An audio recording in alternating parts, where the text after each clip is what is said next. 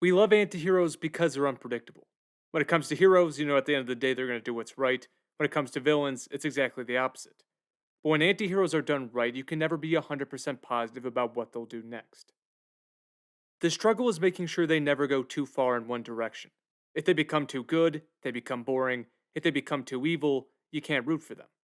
Over time, a couple blueprints have been created to make sure antiheroes strike the right balance. One blueprint is dropping the antihero in a morally bankrupt environment and occasionally displaying their capacity to transcend it. The Man with No Name in the Wild West, Max in the Wasteland, Jack Sparrow in the world of piracy. These characters are not expected to do what's right in their respective worlds, but sometimes they do, to the shock of those who stand to benefit. The second blueprint is the introduction of innocence. This one has been very popular in recent years. Give a rough character innocence to protect, and the best parts of them come to light. Think Leon, Logan, Sicario 2, The Last of Us, and many more. John Wick does not depend on either. No child runs to him for protection, and the moments when John shows a capacity for compassion and a respect for innocence are few and far between. He allows some kids to pass by in Chapter 3, he holds his friend's hand as she dies in Chapter 2, and that is nearly the extent of it up until the end of Chapter 4, which we'll get into. We know that he was decent enough to make some friends before he left the game, but his anger and desire for revenge is so powerful for most of Saga that he almost never stops to consider who could end up in the crossfire. But even though John rarely flashes a higher moral capacity than his fellow assassins, John is very different from them in a key way, and this difference has served as the foundation for the success of John Wick, alongside the wide, seemingly single take action sequences that have greatly impacted the genre. And when I say foundation, I mean the difference is actually introduced in the very first minute of John Wick 1. When Hollywood introduces an assassin, what you usually see is a display of skills, because you want the audience to see how formidable they are, and it's a great way to get the story started on a compelling note. John Wick Chapter 2 starts this very way. But instead of showing John for the first time at the height of his destructive powers, we find him broken down in a state of mourning. It doesn't look like he's physically or emotionally capable of getting off the ground. That is how they introduced a character marketed as the most lethal hitman ever put on the big screen. The most important point we're supposed to take away from this scene is in regards to John's motivations. He's obviously just fought through a battle, but he isn't crawling for a briefcase full of money in the back of his enemy's Escalade. He immediately goes to his wife because everything he's just gotten done with ultimately goes back to her. His killings are crimes of passion, to say it simply. In most stories, that fact alone would not be overly significant, but in the world of John Wick, it is extremely significant. After John's dog is killed and he re enters the underworld, the world of assassins, we learn that this world is maintained by a strict set of rules. Rule 1, no business on continental grounds. Rule 2, always honor a marker. And Rule 3, the most important rule, show fealty to the high table. Nobody acting within the boundaries of these rules can be morally condemned. Killing, betrayal, and torture are merely business. If you willfully participate in the system and your best friend sells you out to die, well, you can't complain because money and power are on the line. Friendship is merely a pathway to acquisition. But when John Wick arrives at the New York Continental in search of revenge, he throws a wrench in the entire system. Only 2 words are enough to trigger Winston's alarm bells at the end of his first meeting with John. It's personal.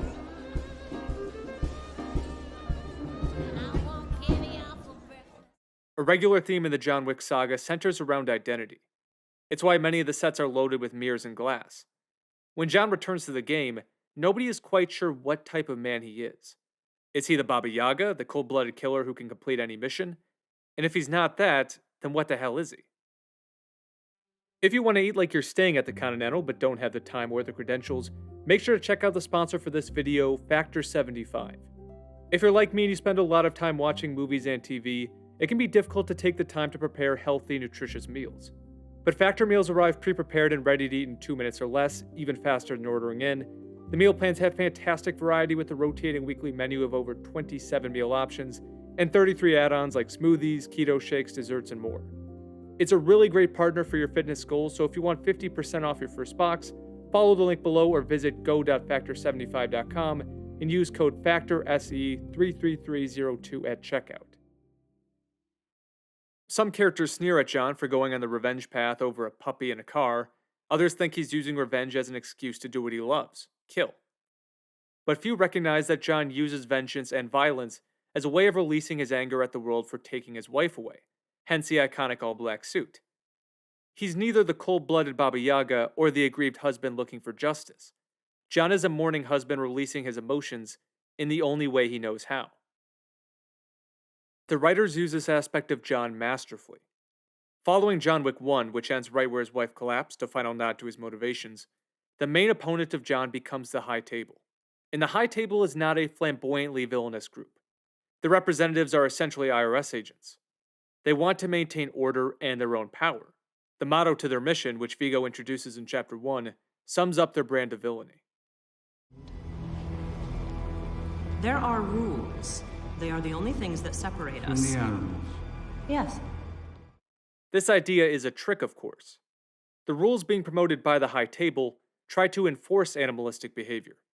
They want people to soullessly pursue money and power underneath the omnipotence of the table. The traits that make people different from animals must be snuffed out with extreme prejudice.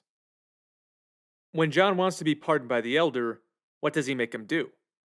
He makes him cut off his ring finger, wedding ring still attached, and he wants him to kill the person John is closest to, Winston. These commands are meant to revert John to the person he was before his wife.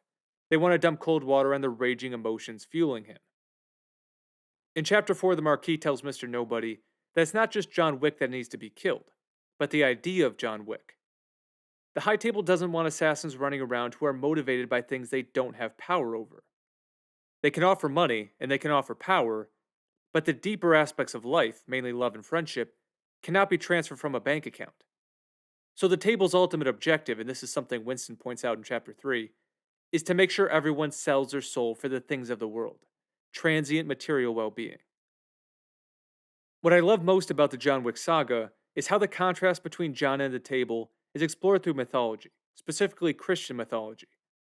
20-minute videos could be made on all the symbols hidden throughout the 4 movies. Now, the first 2 are a little heavier in Greek mythology. Helen is the name of John's wife, which I'm fairly confident was an ode to Helen of Troy, whose abduction led to the beginning of the Trojan War. John re-enters the underworld in Chapter 1 by handing a gold coin to the concierge, who's named after the ferryman who takes souls across the river Styx in the Greek underworld. And then in Chapter 2, there is ancient Greek imagery and art all over the place. But in Chapter 3, the story decides to expand more on biblical mythology. Chapters 1 and 2 have a lot of crosses, and Chapter 2 specifically uses angels as a common visual motif, probably to paint John as an angel of death. But 3 and 4 bring Dante's Divine Comedy and the Gospels to the thematic forefront.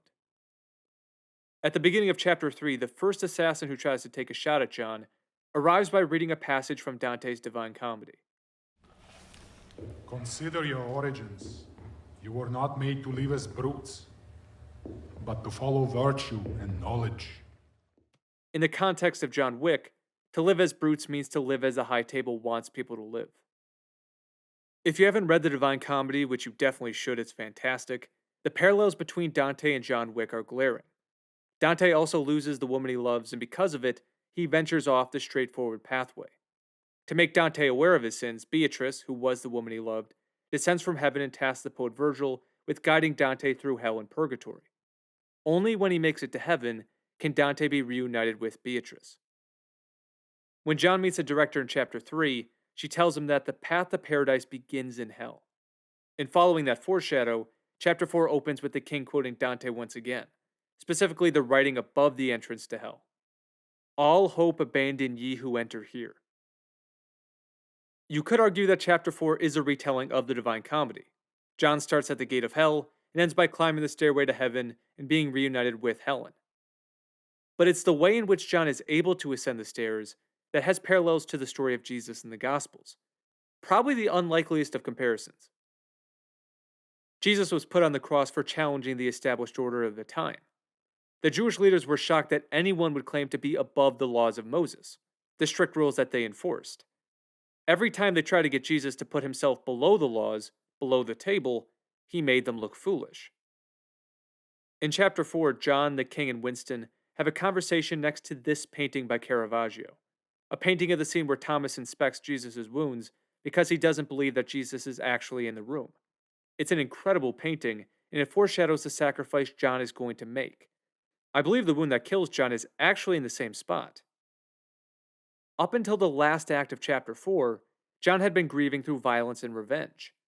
He only wants to survive so he can remember his wife. But then he goes through a major psychological transformation. He decides that survival is not the best path for becoming closer to his wife and her memory. Instead, he can free himself from the high table and become unified with her once again by living the way she'd want him to. So John saves the dog of the assassin who's trying to kill him. He allows Cain to survive, in effect freeing his daughter from a life beholden to the high table. And before he makes his final sacrifice, he and Cain communicate the following idea: those who cling to death live, but those who cling to life die. There's a Kenshin quote very similar to that line, but given the thematic context, I think it's intended to be a slightly altered quote from Jesus in the book of Matthew. If you cling to your life, you will lose it, but if you give up your life for me, you will find it. John's death is his final act of defiance against the high table. He rejects what they can offer him, survival, money, power, and chooses a death that would honor his wife's memory, a sacrificial death. Will this final act be enough to prevent John's divine condemnation? As Winston says, who knows? But what we can say for sure is that John earns the writing on his gravestone. The John Wick saga will always be remembered for the action, which is unbelievable at times in Chapter 4. The amount of preparation needed for some of the set pieces is unimaginable. But it's not John's creativity for killing that makes him the best anti-hero of modern cinema. John Wick stands above the rest because of his unnatural arc. For 3 movies, we sympathize with him because his motivations are not materially based, like everyone else working below the table. He's pissed off at the world for what it took from him, and he kills to release his anger. But in the end, he finds the truth, which is that he will never find peace by taking life. It's giving life that is the path to peace. A pretty remarkable transformation for the man you send to kill the boogeyman, and one that solidifies John Wick as one of the most memorable action characters in film history. If you enjoyed this video, guys, make sure to leave a like and subscribe on your way out for more content like it in the future, and leave your thoughts on John Wick Chapter 4 in the comments. Did it live up to the hype? Is it the best movie of the 4? I'm sure there are many opinions out there, but thank you so much for stopping by if you made it this far. Have a fantastic rest of your day. I will talk to you soon.